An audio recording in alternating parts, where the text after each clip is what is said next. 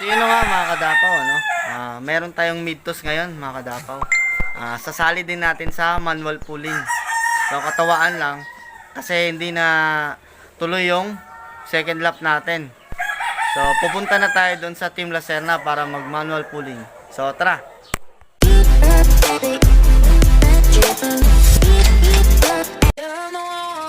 Could you be the one?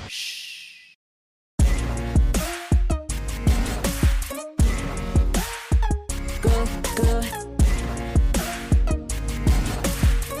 Good, good. Could you be the one? Yeah, I know I wanna. Could you be the one?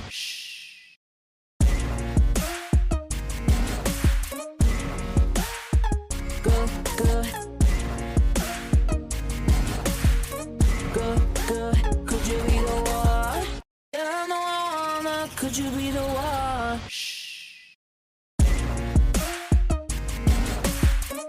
What's up mga kadapaw, ano?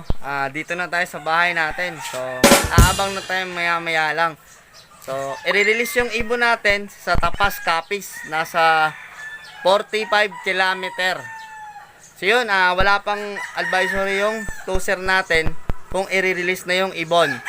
So, kung gusto niya akong samahan mag-abang, tara! Nga mga kadapaw, ano? Nirelease na yung ibon natin. 8:47 AM dun sa Tapas, Capiz. So, abangan na natin mga kadapaw yung pagdating ng mga ibon natin. So, sinali natin yung dalawang ibon natin sa manual pulling. So, time check na yan mga kadapaw is 8:58 na. So, malapit lang din yun. Biglang bumulusok yung dalawang ibon natin. So, tara mga kadapaw, abangan natin.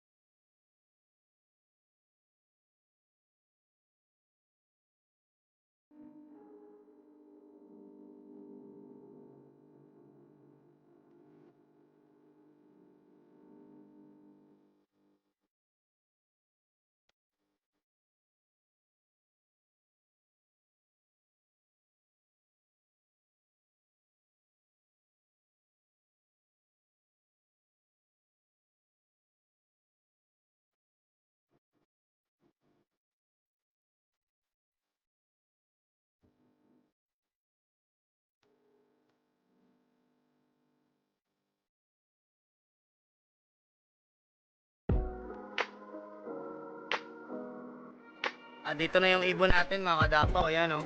Si 245 to. Ayan. Tapos, ito na rin si kapatid ni Kuyo. Ayan. Ayan. I-clock na natin sila mga kadapaw. So, titingnan natin ngayon kung sino yung panalo. Tara, punta tayo dun sa Team Lacerna.